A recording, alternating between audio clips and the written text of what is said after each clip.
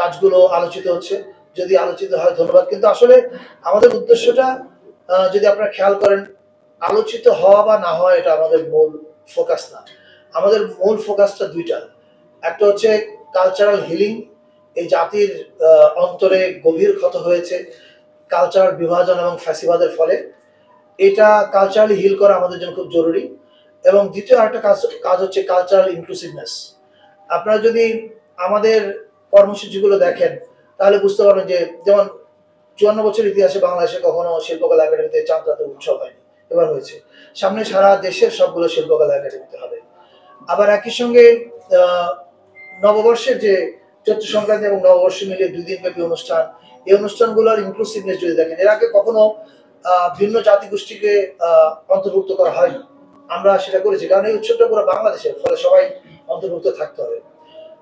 পাশাপাশি আমরা ছোট কাজ করলেও চেষ্টা করছি। যেমন ধরা যাক, কিছুদিন আগে আপনারা চিফ অ্যাডভাইজার স্যারের পেজ থেকে একটা ঈদের ভিডিও শেয়ার হয়েছে, পোস্ট হয়েছে, আপনারা দেখেছেন বোধহয়। সাধারণত ঈদের ভিডিওতে যেই জিনিসটা করা হয়, আমরা তার বাইরে কি করার চেষ্টা করেছি? আমরা চেষ্টা করেছি যে রোহিঙ্গা পপুলেশন, যাদেরকে আমরা মেহমান করেছি এই পোস্টে, ১২ লাখের মতো আমাদের দেশে আছে। এবং আমরা যখন উৎসব করছি, আমরা যেন তাদেরকে ভুলে না যাই যে ১২ লাখ মানুষ নিজের দেশে ফিরে ঈদ করার অপেক্ষায় আছে। এই যে এটা আমি মনে করি আমাদের সংস্কৃতি। মানে আপনি কি, আপনি অন্যের জন্য কি ফিল করেন, এটা কিন্তু বলে দেয় আপনার সংস্কৃতিটা কি। এই যে আমরা ওদের কথা ফিল করছি, এটা বলে দিচ্ছে আমাদের সংস্কৃতিটা কি।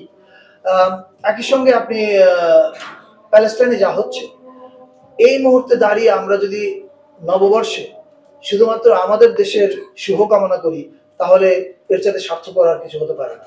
ফলে এই নববর্ষে আপনাকে বা আমাদেরকে প্যালেস্টাইনে যে ঘটনাটা ঘটছে তার প্রতিবাদ করে প্যালেস্টাইনের যেন শান্তি ফিরে আসে, এই কামনাটাও আমাদের করতে হবে। তাহলেই বোঝা হবে যে আমরা অন্যের জন্য ভাবছি।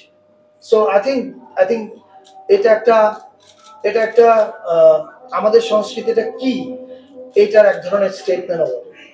শোভাযাত্রা তো হচ্ছে আমরা টার্গেট করছি ২০০ মিউজিশিয়ান জয়েন করবেন।